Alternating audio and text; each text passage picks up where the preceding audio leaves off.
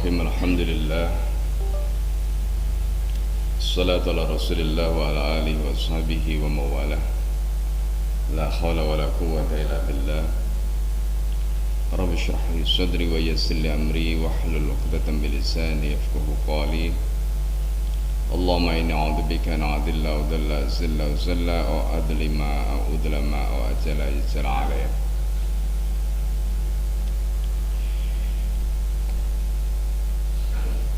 Alhamdulillah, pada pagi hari ini kita bisa dipertemukan kembali oleh Allah Subhanahu wa taala. Dan pada pagi hari ini kita akan melanjutkan kajian kitab Hadits Sahabah. Kita akan membahas kisah Umair bin Sa'id Al-Ansari radhiyallahu anhu dan perjalanan beliau ketika diutus oleh Umar menjadi seorang pejabat di Hims. Hims ini adalah wilayah yang ada di Suriah, dan bagaimana penjelasan Umar radhiyallahu anhu. Kita bacakan surat Al-Fatihah untuk mu'alif kitab ini. Ala dinni kunyatin salih Al-Fatihah.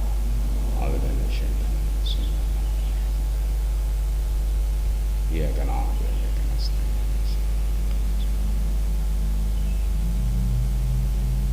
Bismillahirrahmanirrahim. Kisah Umair bin Sa'id Al-Ansari radhiyallahu anhu. Jadi kisah tentang Umair bin Sa'id Al-Ansari radhiyallahu anhu, siratuhu, dan ini adalah perjalanan beliau sebagai seorang pribadi maupun pejabat. Dan nanti ada banyak pelajaran yang bisa kita ambil dalam riwayat ini. Lama ba'atahu Umar amilan ala Hims, ketika Umar mengutus beliau menjadi seorang pejabat di Hims. Wa qala Umar radhiyallahu anhu ma fihi, dan bagaimana penjelasan Umar atau pernyataan Umar radhiyallahu anhu, semoga Allah meridai keduanya, fihi, tentang seorang Umair. Umair ini dalam satu riwayat disebutkan di dalam syarah kitab Hayatus Sahabah ini disebutkan beliau adalah seorang sahabat Rasulullah sallallahu alaihi wasallam. Di dalam riwayat ini disebutkan akhraja Abu Nu'aim fil Hilyah. Abu Nu'aim di dalam kitabnya Hilyatul Auliya juz 1 halaman 247, an Abdul Malik bin Harun ibni Antarah an abihi an jaddihi an Umair bin Sa'id Al-Ansari radhiyallahu anhu.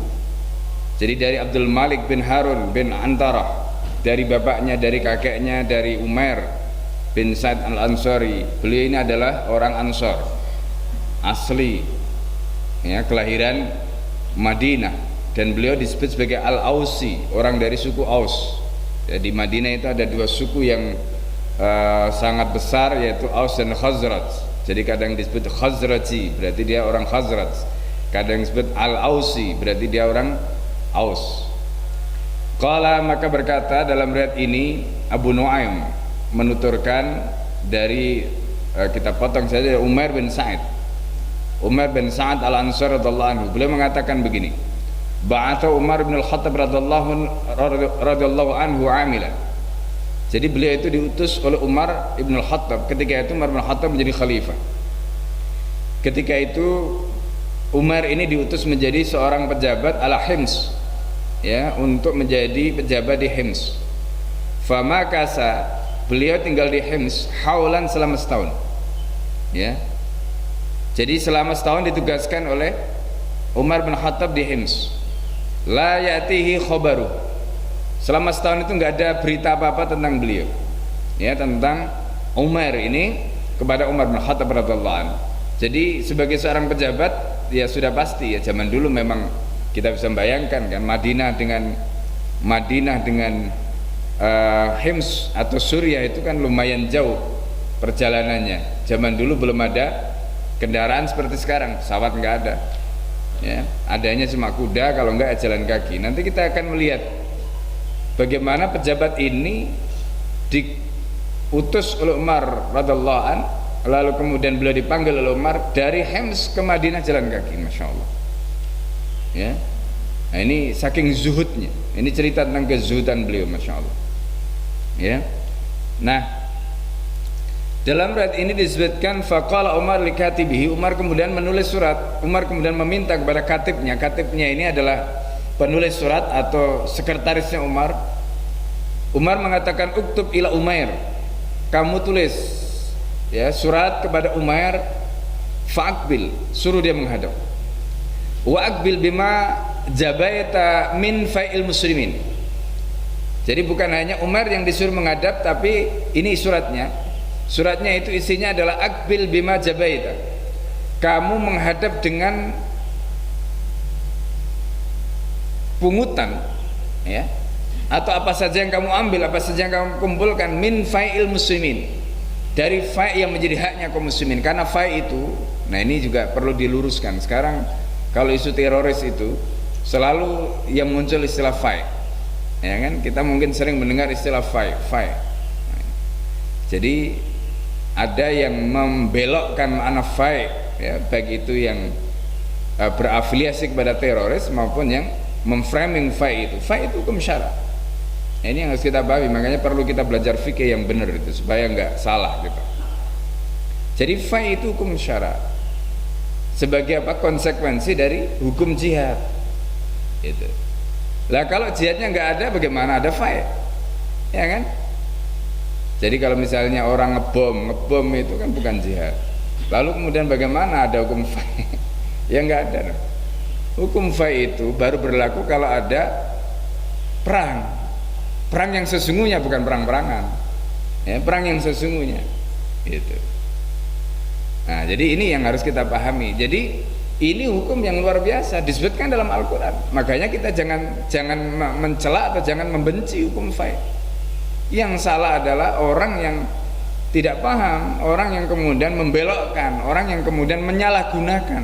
Nah, ini yang harus dipahami.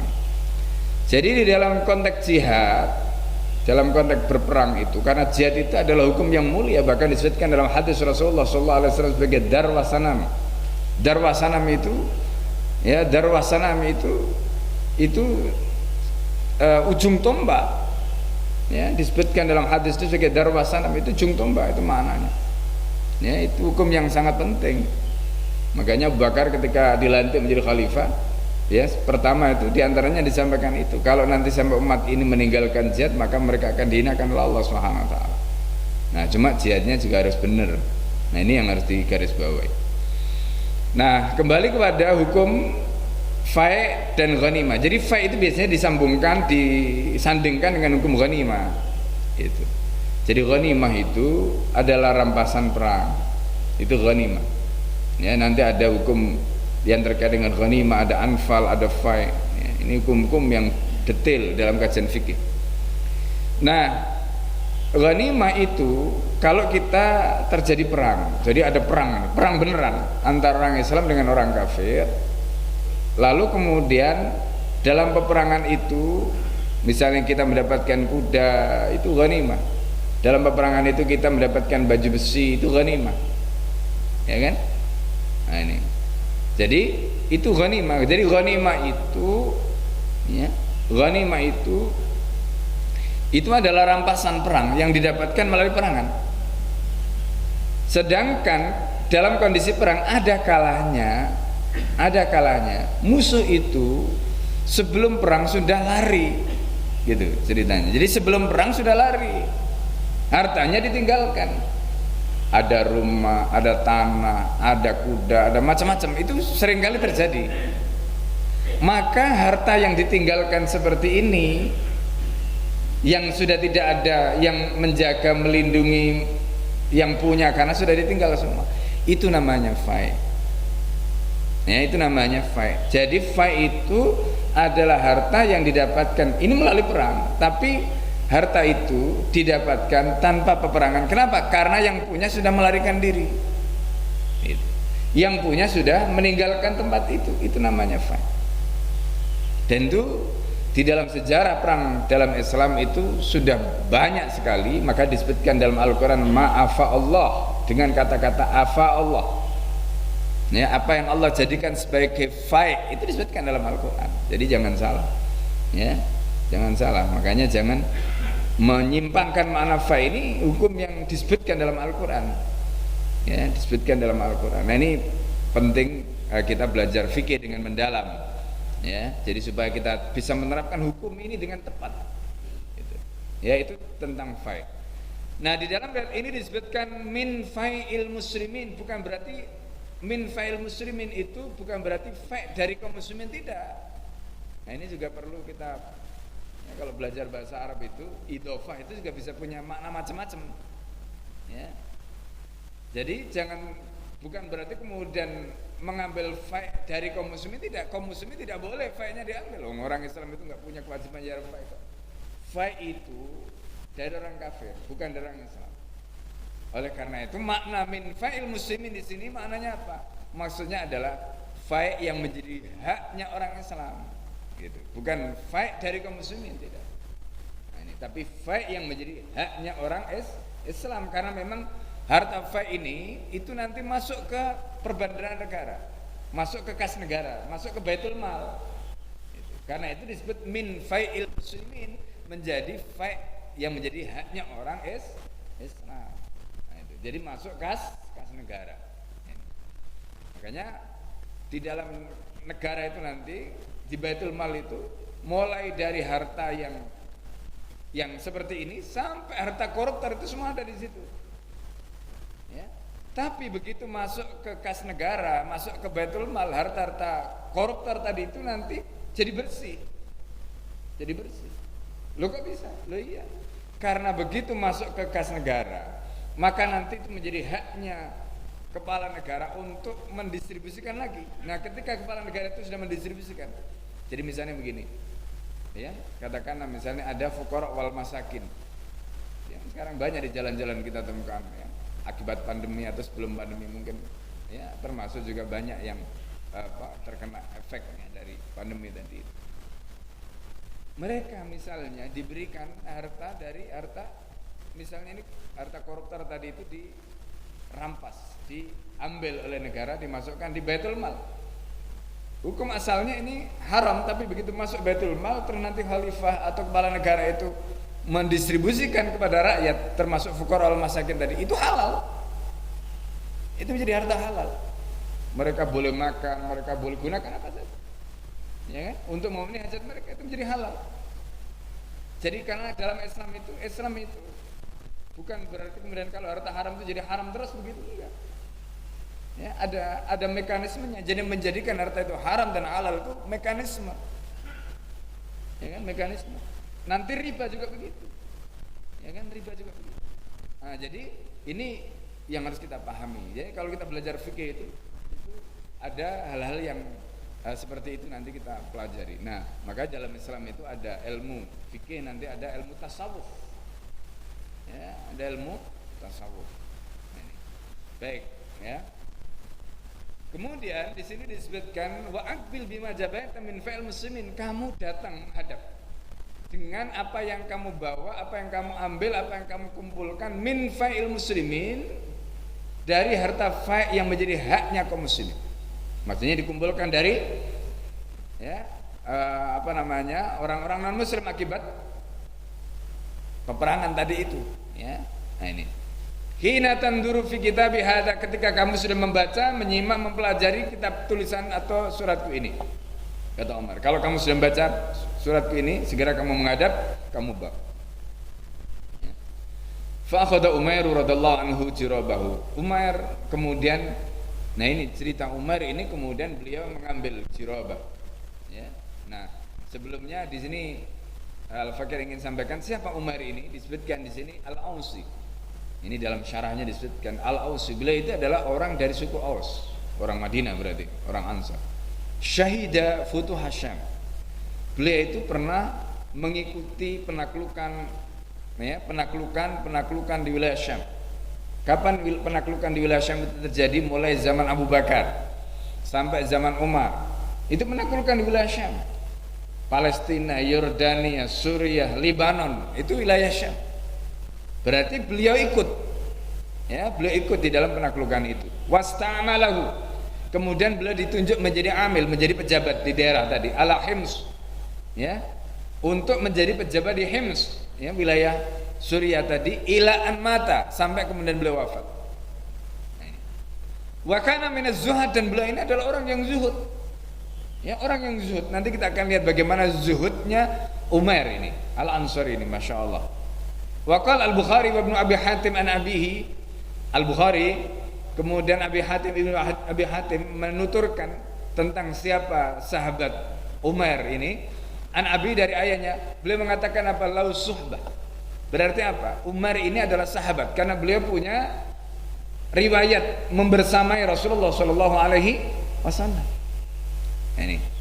Wa qala Ibnu Umar mengatakan ma kana bisyam afdal minhu. Kata Ibnu Umar, di Syam tidak ada seorang pejabat yang lebih baik daripada Umair ini. Ini subhanallah. Kenapa? Ya, beliau sebutkan begitu. Di antaranya adalah karena kewaraannya, kezuhudannya tadi itu. Ya, nanti kita akan melihat bagaimana beliau itu tidak punya apa-apa. Ya, ini dan Umar bin Khattab ini, jadi ini pemimpinnya zuhud, anak buahnya zuhud, Masya Allah ya. Jadi Umar itu gara-gara mendapatkan laporan, ya nanti ada riwayat di sini disebutkan gara-gara Umar itu mendapatkan laporan beliau itu mempunyai itu cuma nilainya cuma 100 ya 100 dirham atau dinar, itu kecil lah sebenarnya itu. Tapi itu oleh Umar bin Khattab menjadi alasan untuk memanggil beliau. Saking ya, luar biasanya. Coba kalau kita bayangkan sekarang, ya kan, berapa itu di rekening gendut para pejabat, ya kan? Kalau itu mau dipanggil satu-satu ya oleh presiden di sana gitu, ya, nah, ini nggak kebayang, ya. Nah, tapi memang harus bersih kan, ya, dari dirinya sendiri bersih, keluarganya bersih, semua bersih. Umar itu begitu. Makanya beliau itu kalau memanggil pejabatnya, ya beliau berani tegas, bisa bersikap tegas itu karena bersih. Ya, orang itu begitu. Ya kan? Nah, kemudian di sini disebutkan fa'akhadha Umairun radhiyallahu anhu jirabah. Jadi Umair ini kemudian membawa atau mengambil apa? Jirabah. Jirabah itu adalah wi'a yuhfadu fi az-zad wa nahwa. Jadi jirabah ini, jadi kalau dulu orang itu kan zaman dulu kan belum ada koper ya. Belum ada koper. Jadi ya alat itu dibuat dari kulit, ya semacam tas ya, tas yang dijahit ya seala kadarnya lah, itu jirabah ya, terbuat dari kulit hewan. Kemudian dipakai untuk naruh apa? Faja'ala fi zadahu. Jadi kemudian beliau mengisi perbekalannya. Bekalnya itu enggak kayak kita sekarang itu mau pergi, kebayang lah jirabah itu kan enggak besar gitu, ya kan? Wa qas'atah. Jadi beliau itu bawa mangkuk. Insyaallah ya. Kalau dalam hadis itu qas'ah itu bukan mangkuk kecil tapi mangkuk ya lumayan lah ya. Jadi tapi ya kalau terlalu besar ya nggak mungkin ya. Kalau terlalu besar nggak mungkin. Qas'ah di sini ya mangkuk kecil lah gitu. Wa 'allaqa idawatah. Kemudian beliau ya, idawah di sini alat yang beliau gunakan untuk bersih-bersih. Zaman dulu belum ada sikat gigi, belum ada apa pasta gigi, yang ada ya kayu siwak. Ya kan? Kayu siwak. Ya yang alat-alat begitu tuh, alat pakai mandi ya, zaman dulu kan belum ada sebut jair, belum ada apa. Ya kan? Nah, itu semua dimasukkan di situ. Wa akhadha azanatahu thumma aqbala yamshi min hims. Jadi beliau kemudian disebutkan di situ mengambil tongkatnya. Azana itu adalah tongkat. Ya, di sini disebutkan asa fi qadri nisrah. Jadi tongkat yang kira-kira panjangnya itu separuh atau setengah dari tombak. Kalau tombak itu ya berapalah tombak ya? Ini kira-kira mungkin semeteran lah gitu ya. Nah, semeteran mungkin. Ya. Nah, gunanya untuk apa? Ini tadi itu azanatah tadi itu di situ disebutkan ya. Jadi disebutkan itu punya dua mata. Ada mungkin ujung ke ujung itu punya dua mata ya kan? Jadi bisa dipakai untuk kalau misalnya sewaktu-waktu beliau menghadapi situasi, maka beliau gunakan itu ya untuk mempertahankan diri, untuk menyerang bisa kanan kiri ya atau depan belakang itu. Nah, itu disebutkan di sini ya, sinani misna sinani rah. Jadi dia punya dua mata, dua gigi. Ya, dua gigi.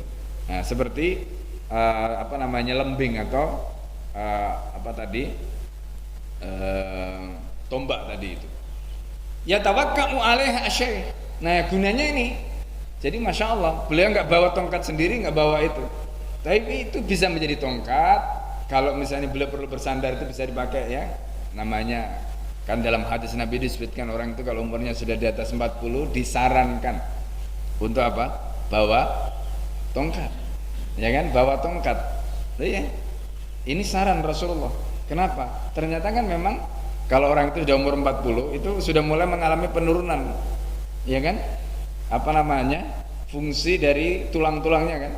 Nah, ini fungsi tulangnya apalagi 50 ke atas, ya kan? Nah, untuk menahan beban supaya tulang itu tidak berat bebannya, maka Rasulullah memberikan advice, gitu. Rasulullah memberikan advice, ya, memberikan irsyad. Kalau dalam bahasa usul fikihnya itu disebut irsyad. Irsyad itu ya advice tadi. Jadi supaya kita itu masih bisa jalan, ya, supaya beban tulang kita tidak berat. Karena kalau beban tulang itu sudah terlanjur berat kan beresiko juga. Maka caranya begitu. Maka caranya membawa tongkat tadi. Nah, tapi Umair ini itu tidak membawa tongkat sendiri, tapi beliau menggunakan tadi azanah tadi itu sekaligus menjadi senjata, menjadi tongkat, menjadi satu, ya, supaya enggak bawaan yang dibawa itu banyak, itu cukup satu saja. Ini yang beliau gunakan. Ya tawakkal alaiha. Jadi kalau misalnya beliau perlu untuk apa? Sandaran, ya, kalau pas mau jalan nanjak atau pas turun kalau perlu sandaran beliau pakai itu. Ya. Nah ini. Ya tawakkul alaiha Syekhul Kabir kama afadha sahibul lisan al-Arab, ya, sebagaimana yang dijelaskan oleh Ibnu Mandur di dalam kitabnya Lisan al-Arab. Summa aqbala yamshi, kemudian beliau berangkat, ya. Beliau berangkat berjalan. Nah ini bayangkan dari Hims beliau berjalan kaki, ya, dari Hims beliau berjalan kaki hatta dakhala al-Madinah, sampai beliau masuk kota Madinah. Bayangkan, ya, dari Suriah sana, Hims sana sampai ke Madinah jalan kaki. Qala faqadima, ya, kemudian beliau sampai di Madinah. Wa qad syahaba launuhu wa ghabarra wajhuhu. Kebayanglah jalan kaki dari Hims sampai ke Madinah. Apa yang terjadi? Kulitnya menjadi terbakar. Ya kan? Kulitnya menjadi terbakar karena perjalanan jauh. Enggak ada. Kalau sekarang perjalanan jauh pakai pesawat ber-AC, pakai bis ber-AC, ya, paling tidak, yang meskipun tidak ber-AC, paling tidak ada yang lindungi kulit kita dari terik matahari. Ini kan jalur itu jalur panas. Nah, maka di situ disebutkan sahaba launu wa ghabarra wajhu, wajahnya penuh gubar, ya, penuh apa? Dengan debu. Kebayang ya kucel lah gitu, ya, orang bilang, ya, wajahnya kebakar, kucel.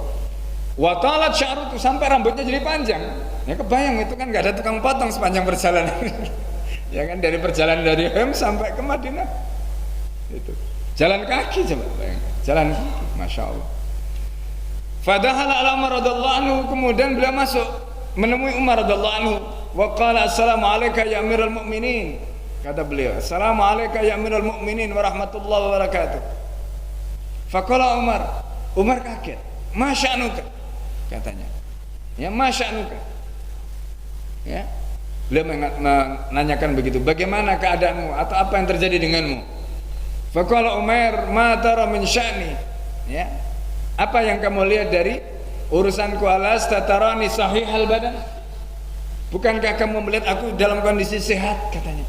Kan ini pejabat, ya kan, bayangkan pejabat ngadep khalifah, ngadep kepala negara, dalam kondisi seperti itu, rambutnya gondrong mungkin, ya, kemudian kulitnya tadi itu terbakar, lalu kemudian, ya, seperti orang, kebayang lah gitu, ya, habis dari mana gitu, kalau pecinta mungkin, ya kan.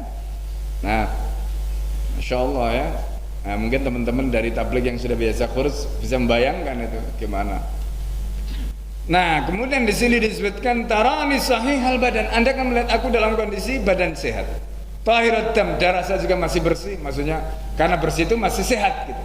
Ya, nggak ada yang kalau darahnya kotor itu kan, ya, mungkin sudah stroke, ya kan, atau mungkin dalam kondisi yang sakit yang lain.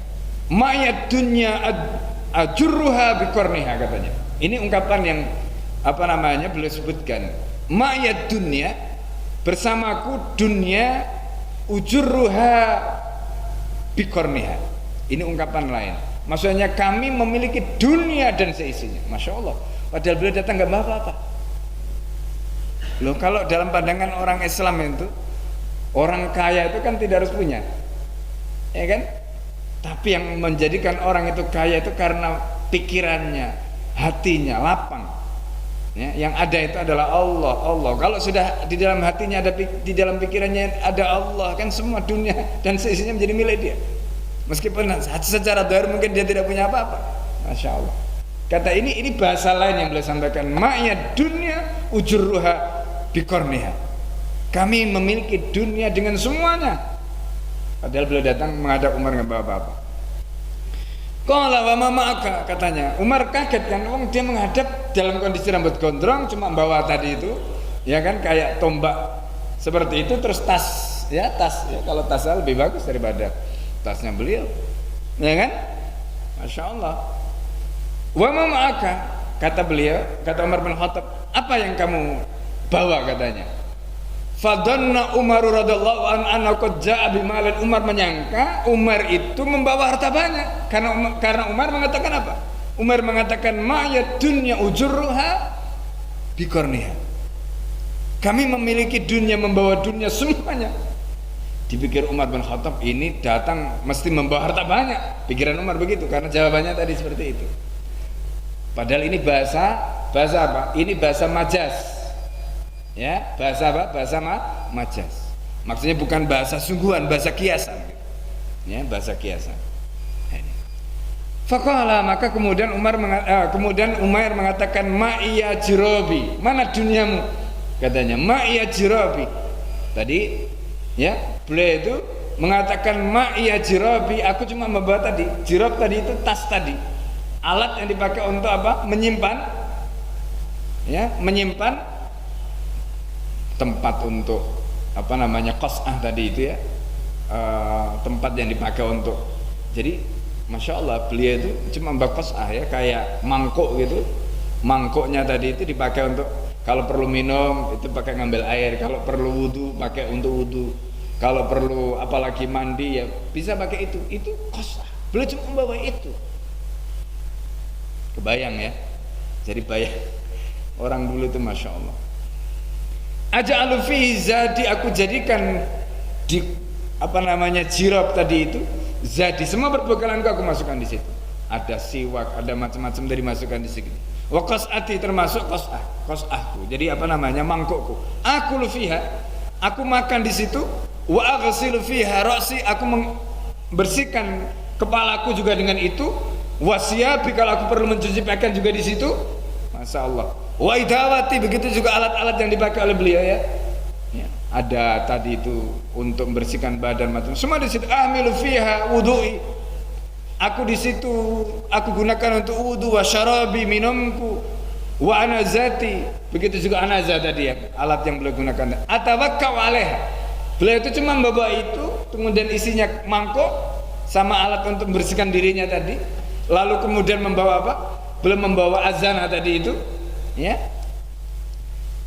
Kemudian di sini disebutkan wa azanatu atawakkau alaiha, dan aku membawa azana tadi kayak tombak tadi itu yang aku gunakan untuk tongkat, beliau gunakan untuk bersandar kalau berikan. Wa ujahidu biha aduan, dan aku gunakan untuk apa? Aduan, menyerang musuh.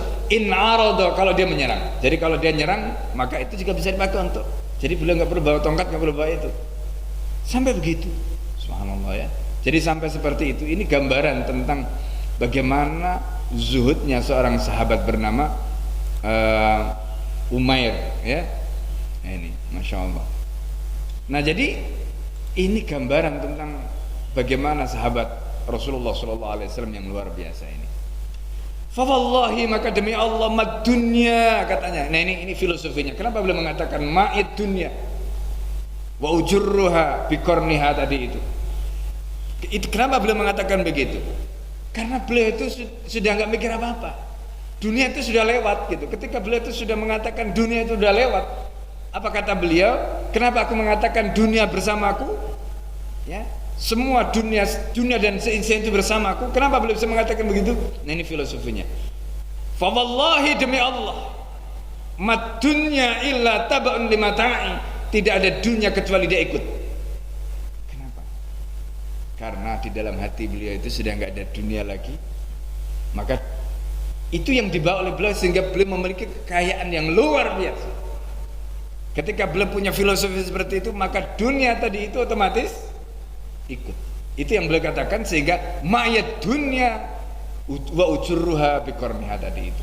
Sehingga dunia itu semuanya ngikut. Nah, ini filosofi. Jadi ketika di dalam pikirannya, hatinya sudah tidak ada dunia, semua ikut. Subhanallah. Ya, nah ini. Kemudian beliau mengatakan, begini. Qala Umar radhiyallahu anhu, Umar bin Khattab mengatakan, ini tanya Umar. Umar itu kan melihat ini pejabatnya di daerah sudah setahun memberi laporan. Bayangan Umar ini datang, apalagi jawaban pertama tadi kalimatnya begitu. Bayangan Umar ini, wah ini jangan-jangan korupsi, jangan-jangan bawa harta banyak macam-macam. Ternyata Umar salah. Lalu Umar mulai curiga. Apa kata Umar? Faji'ta tamshi, kamu datang dengan berjalan kaki. Qala na'am, ya. Masya Allah. Dari Hims ke Madinah datang jalan kaki. Masya Allah. Faqala Umar, maka Umar kemudian bertanya lagi. Umar radhiyallahu anhu bertanya lagi, bi'sal muslimun, betapa buruknya orang Islam. Kharajta min indihim, kamu keluar dari negeri mereka. Kemudian mereka, kata Umar, jadi Umar mengecam, kenapa rakyatmu, kenapa kaum muslimin yang ada di sana nggak ada peduli dengan kamu? Kamu ditugaskan di sana mengurus mereka selama setahun, masa mereka tega membiarkan kamu dari Hims sampai ke Madinah jalan kaki, terus mereka tidak memberikan apa-apa begitu? Nggak minjami kuda, nggak ini, nggak itu, macam-macam. Ini pertanyaan Umar.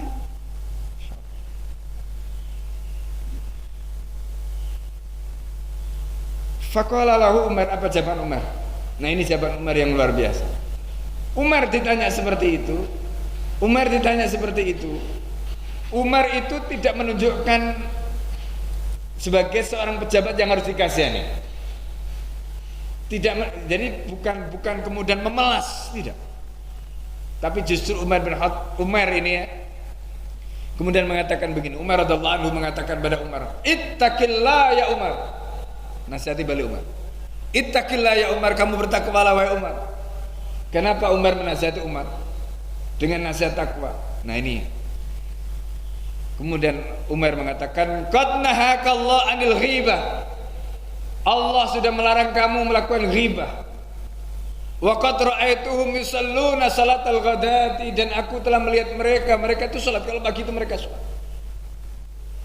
Ya, salat subuh, macam-macam mereka salat. Kamu sanggup wahai Umar sebagai khalifah ngerasani mereka, ghibah kepada mereka? Kamu mengatakan bi'sal muslimun, betapa buruknya orang Islam yang membiarkan kamu jalan kaki dari Hims ke Madinah. Ini kan kata-kata Umar. Umar itu mengatakan begitu karena apa? Empati, kasihan kepada siapa? Anak buahnya yang diutus oleh Umar dari Hims ke Madinah. Itu kata-kata Umar spontan, jadi keluar. Spontan keluar dari lesannya Umar karena kasihan melihat siapa? Melihat pejabatnya. Maka Umar yang mengetahui seperti itu kemudian memberi nasihat. Ya, Umar yang mengetahui seperti itu memberi nasihat, ittaqillah ya Umar, bertakwalah wahai Umar. Qad nahakallahu 'anil ghibah. Allah melarang kamu untuk melakukan ghibah, katanya. Ini. Jadi Allah melarang kamu melakukan ghibah. Kamu sudah ghibah. Kamu sudah membicarakan kaum muslimin yang ada di Hims, yang ada di Syam. Ini Masya Allah. Ini pelajaran bagi kita. Kemudian qala Umar kemudian mengatakan, fa'aina ba'atsuka, kemana aku mengutus kamu? Wa fi riwayat Tabrani, dalam riwayat Tabrani disebutkan fa'aina ma ba'atsuka bihi, kemana kamu diutus? Kemana aku mengutus kamu?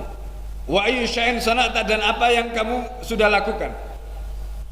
Qala, maka Umar mengatakan, wa ma su'aluka ya Amirul Mukminin. Ya, wa ma su'aluka ya Amirul Mukminin, katanya. Apa dengan pertanyaanmu itu wahai Amirul Mukminin? Faqala Umar, subhanallah, kata Umar, subhanallah. Faqala Umar, amma laula anni akhsha an ughimmaka makhbartu. Demi Allah, kata Umar, kalau aku, jadi kan beliau itu ya namanya pimpinan ya, pasti Beliau ingin tahu bagaimana kondisi anak buahnya gitu. Ya kan, sebagai bentuk apa? Mas'uliyah, tanggung jawab yang harus beliau tunaikan gitu. Maka beliau tanya, ya, kemana aku mengutus kamu, kemudian apa yang sudah kamu lakukan selama kamu menjadi utusanku. Tapi jawabannya Umar ini, laula anni akhsha, kalau seandainya aku tidak takut atau tidak khawatir, an ughimmaka, di situ disebutkan apa namanya, membuat kamu sedih. Ya, ma'akhbartuka, aku nggak akan beritahukan kamu. Jadi beliau itu juga nggak memberi laporan itu karena nggak ingin Umar itu sedih. Ngutus orang kemudian di sana hidupnya, kalau kita bayangkan kan pejabat, ya kan, kemudian dia melaksanakan tugas di daerah, lalu kemudian mungkin beliau tidak mengambil apa namanya kehidupan yang selayaknya pejabat, ya kan, apalagi kalau kita bandingkan dengan sekarang kan, gaji mereka berapa macam-macam, jauh lah gitu. Jadi beliau betul-betul hidup dengan zuhudnya tadi itu, meskipun beliau menjalankan semua amanah. Ya, kalau kita lihat apa yang beliau bawa itu kan menunjukkan beliau itu orang yang warok, orang yang zuhud yang luar biasa. Ya, maka beliau mengatakan begini, ba'astani hatta ataitul balada, engkau wahai Amirul Mukminin telah mengutus aku sehingga aku sampai di suatu negeri, fajama'tu sulahalia, kemudian aku kumpulkan sulahalia, artinya orang-orang, ya, yang terbaik dari penduduk tadi itu. Fawallaituhum, aku kemudian apa namanya, angkat mereka, aku tunjuk mereka untuk apa? Jibayata faihim, untuk mengumpulkan faih mereka. Jadi beliau itu nggak ngambil sendiri, beliau itu minta kepada siapa? Kepada orang-orang terbaik yang ada di wilayah itu untuk apa? Menjadi pembantu-pembantu beliau untuk apa? Mengambil tadi itu faih. Ya, hatta idza jama'uhu, sehingga ketika mereka sudah mengumpulkannya, wada'tuhu mawadi'ah, maka aku kemudian meletakkan itu di posisinya, di tempatnya. Kalau itu menjadi haknya fuqara masakin, maka aku akan berikan itu kepada fuqara masakin. Begitu. Ya. Walau nalaka minhu syai', kalau ada yang, maksudnya yang kamu dapatkan sedikit atau sesuatu darinya, la itu kabih. Maksudnya apa? Kan ini fai sudah dikumpulkan. Lalu kemana selama setahun itu fai tadi? Kenapa beliau ke Madinah nggak bawa apa-apa? Itu pertanyaan Umar. Wajar kan seorang khalifah, kepala negara bertanya begitu. Lalu kemana ini selama setahun ini? Kira-kira begitu lah. Ya kan? Ya kalau sekarang mungkin diuber-uber petugas pajak. Ya kan? Nah, jadi Umar kemudian menanyakan itu, tapi jawaban Umar ini masya Allah, aku kumpulkan orang-orang terbaik dari kalangan mereka, kemudian mereka yang mengambil, mereka yang kemudian mengumpulkan. Lalu setelah aku kumpulkan, aku tempatkan itu pada tempatnya. Kalau ada, masih ada sisa nih, kalau masih ada yang layak untuk aku bawa kepadamu, maka aku akan bawa, kata Umar. Masya Allah. Qala, maka kemudian berkata, fama ji'tana bi syai', kamu tidak membawa apa-apa. Kan wajar ya beliau bertanya begitu, kamu tidak membawa apa-apa. Nah ini pertanyaan Umar. Qala la, kata Umar, enggak ada. Berarti apa? Fa' yang dikumpulkan dari orang non muslim tadi itu sudah habis dibagi untuk penduduk setempat, dan enggak ada sisa yang dibawa ke Madinah untuk diserahkan kepada Baitul Mal di Madinah, enggak ada. Maka kata Umar, kamu nggak membawa apa-apa? Kata Umar mengatakan, lah, tidak ada. Subhanallah. Apakah Umar kemudian marah karena pejabatnya di daerah tadi datang menghadap Umar nggak membawa apa-apa? Tidak. Qala, maka kemudian berkata perawi ini, ya, Umar bin Khattab radhiyallahu anhu di sini kemudian mengatakan, jadidul Umairin ahda. Maka kemudian perintahnya Umar, perbarilah. Perbari maksudnya beliau itu diperpanjang, ya Pak, tugasnya jadi diperpanjang. Makanya dalam riwayat tadi disebutkan beliau itu sampai wafat. Ada yang mengatakan wafatnya itu di zaman Umar ketika menjadi khalifah. Umar menjadi khalifah kan kurang lebih 10 tahun ya. Kemudian ada yang mengatakan beliau itu wafat pada saat Utsman bin Affan menjadi khalifah. Nah, ini artinya kepercayaan yang diberikan oleh khalifah tadi itu, oleh kepala negara tadi itu didapatkan karena amanahnya pejabat tadi yang luar biasa. Qala inna dzalika la syai'un, katanya, inna dzalika la syai', bahwa itu adalah sesuatu, la amiltu laka wala li ahadin ba'daka, aku enggak akan melakukan itu untukmu dan aku tidak akan melakukan untuk siapapun setelahmu. Wallahi, kata beliau, demi Allah, ma salimtu ballam aslam. Masya Allah, ya, aku tidak menerima dan aku tidak akan menerima. Artinya beliau itu bersumpah, beliau hanya mau menjadi pejabatnya Umar. Makanya dalam riwayat tadi disebutkan ada yang mengatakan beliau itu wafat sampai zaman Umar. Berarti logikanya kalau ada yang mengatakan sampai zaman Utsman, berarti Utsman tidak memperbarui karena beliau sudah bersumpah. Beliau tidak akan mau diangkat lagi, berarti apa? Melanjutkan saja sampai kemudian akhirnya beliau wafat. Wallahu a'lam.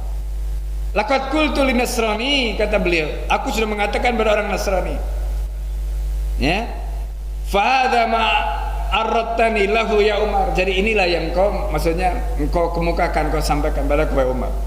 Wa in ashqa ayami yaumun khulliftu ma'aka ya Umar.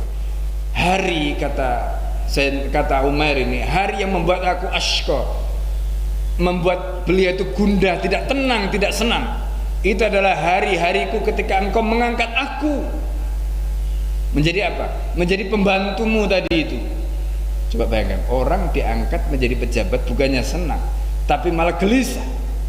Orang diangkat menjadi pembantunya khalifah bukannya senang karena ada peluang, ada kesempatan, tidak.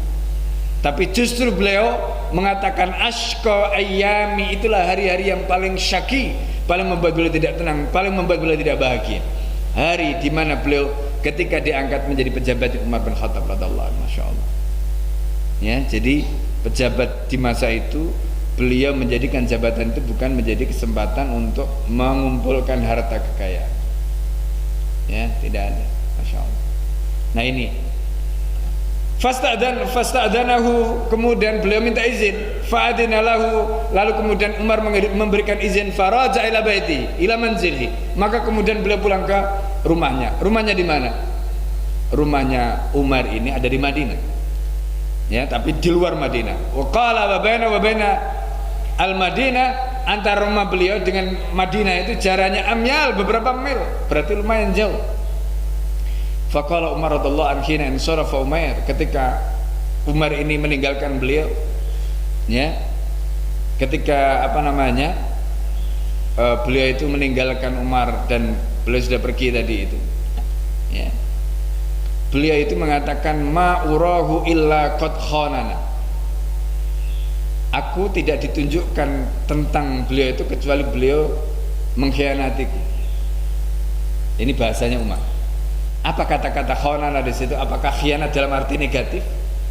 Ya, Umar itu feelingnya atau perasaannya luar biasa, halus, tajam. Umar itu khawatir ada sesuatu yang disembunyikan, ya kan? Ada sesuatu yang disembunyikan karena kepekaan Umar itu. Jadi apa yang dilakukan Umar ini kadang-kadang keterlaluan gitu, kadang-kadang keterlaluan karena saking hati-hatinya Umar. Ya, kita masih ingat bagaimana kasus Umar itu di majelis ini kita pernah ceritakan bagaimana Umar itu sampai menjatuhi sanksi kepada putranya sendiri, ya, ketika di Mesir didapati pada waktu itu mabuk, ya kan? Kemudian sudah dihukum oleh Amr, ya, bin As ketika itu. Tapi kemudian Umar tidak puas. Kenapa tidak puas? Karena khawatir ini Umar. Dan ini nanti disebutkan oleh Umar, ya. Umar itu menyebut karena kasihan kepada Umar, ya. Nah, di dalam riwayat itu disebutkan bagaimana Umar itu saking takutnya nanti beliau itu di akhirat ditanya oleh Allah karena anaknya, maka kemudian Umar ini tidak bisa tegas.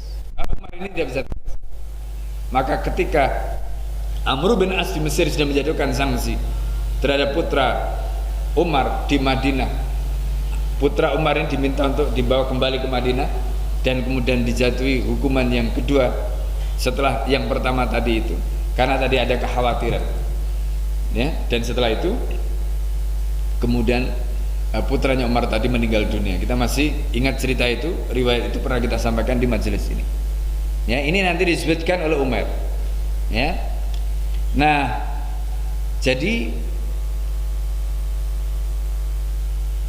Umar bin Khattab radhiyallahu an begitu luar biasanya, beliau itu sangat hati-hati sehingga sikapnya kepada orang-orang yang diutus di daerah itu begitu luar biasa. Ya, kepekaannya, kemudian sensitifnya beliau itu terhadap sedikit pun hal kira-kira ada yang disembunyikan atau ada yang menurut beliau itu tidak pantas, pasti akan beliau coba ingin tahu gitu. Nah, ini yang dilakukan oleh Umar. Maka apa yang terjadi? Di sini disebutkan faba'atha rajulan yuqalu lahu Al-Harits. Umar kemudian mengutus seorang laki-laki itu bernama Al-Harits wa atau 100 dirham. Beliau kemudian memberikan 100 dirham, 100 dinar, memberikan 100 dinar. Faqala lahu intaliq ila Umar, kamu bertolak ke tempatnya Umar hatta tanzila bihi, sehingga kamu turun, kamu singgah, kamu datang ke rumahnya, ka'annaka dhaifun, dan kamu pura-pura seolah-olah kamu adalah tamu. Fa in ra'aita athara syai'in, kalau kamu melihat ada tanda-tanda, maksudnya jangan-jangan Umar ini mungkin ada sesuatu yang disembunyikan, ya kan? Kalau ada tanda-tanda sesuatu, fa'aqbil, maka segera kamu menghadap. Wa in ra'aita halatan syadidah, tapi kalau kamu melihat ada sesuatu yang syadid, ya, maksudnya bukan keadaannya menyenangkan, fadfa ilaihi, jadi kalau kamu melihat hidupnya Umar ini susah, maka kamu berikan uang itu, hadil mi'ah dinar, 100 dinar itu kamu kasihkan kepada itu Umar. Kalau kamu melihat hidupnya itu kira-kira normal, terus ada sesuatu yang beliau miliki, sudah kamu balik. Tapi kalau kamu melihat hidupnya susah, kamu berikan 100 dinar. Subhanallah, ini Umar bin Khattab. Ya, pendek kata ini nanti kita lanjutkan dalam kesempatan yang lain, ya, karena sudah masuk waktu syuruk. Jadi pendek kata, Bapak Ibu dan saudara sekalian dimuliakan oleh Allah, Al-Harits ini tidak menemukan apa-apa. Tidak menemukan apa-apa di rumah Umar, ya.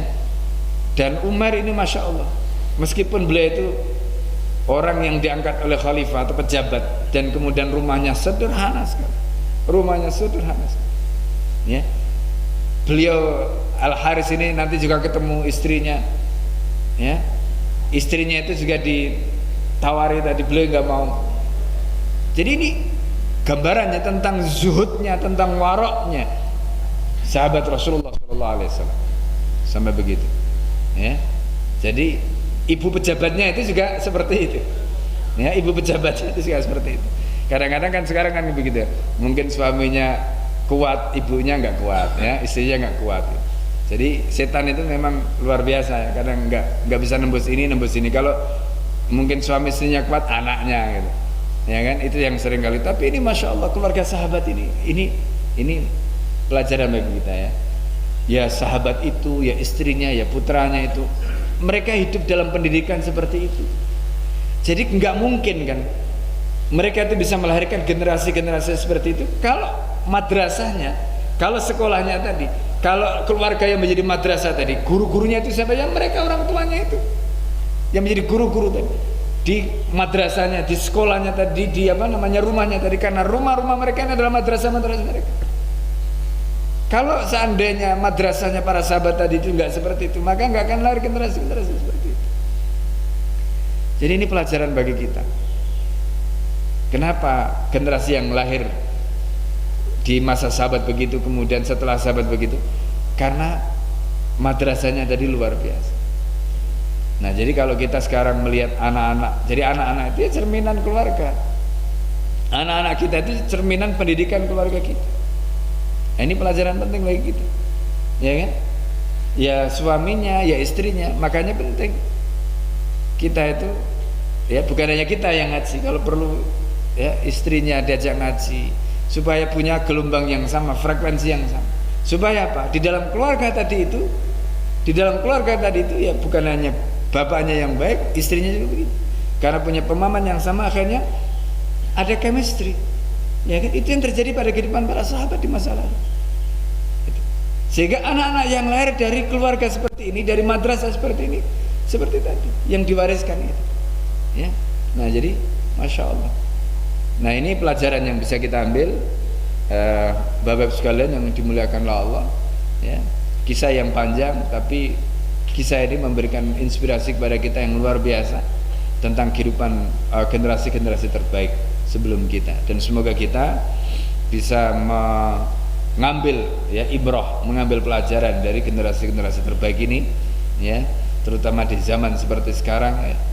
Karena pada dasarnya kita itu nanti sama kok. Pada saat kita menghadap Allah, ya, mulai dari kita mati itu nggak ada yang kita bawa. Ketika kita ditanya pertanyaan, kita juga sama. Ketika nanti kita dihisab, hisab kita juga begitu, ya.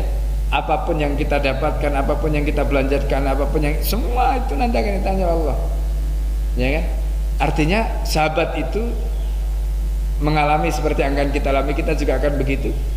Tapi bedanya mereka tadi itu, ya, mampu melewati semuanya itu, sehingga istilahnya ya tadi mereka memiliki dunia dan seisinya tadi itu karena sudah mereka lepaskan tadi, ya kan, pikiran mereka, hati mereka itu. Nah ini yang menjadikan mereka begitu luar biasa, sehingga akhirnya kehidupan mereka tadi masya Allah, ya.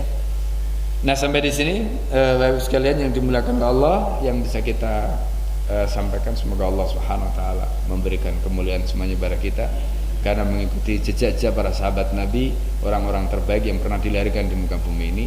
Dan semoga dengan mahabbah kita, ya, mahabbah kita, ya, guru kami mengatakan hari ini kita sulit untuk menggapai, ya, untuk menggapai pintunya Allah kecuali satu saja, pintunya Rasulullah SAW. Dan itu melalui mana? Melalui pintunya para sahabat, ya kan? Jadi kalau kita ingin bagaimana mengikuti Rasulullah, kita kelihatannya kita susah untuk cari pintu yang lain, ya kan? Enggak, ya, kecuali pintunya Rasulullah SAW, dan jalannya itu adalah jalan yang telah digariskan Nabi dan para sahabat tadi, ya. Nah ini yang bisa kita pelajari, dan semoga Allah Subhanahu Wa Taala sekali lagi memberikan keistiqomahan kepada kita, ya, sehingga kita senantiasa bisa mengikuti majelis yang mulia ini. Mari kita tutup dengan baca doa kafaratul majelis. Subhanakallahumma hamdika asyhadu an la ilaha illa anta astaghfiruka wa atubu ilaik. Assalamualaikum warahmatullahi wabarakatuh.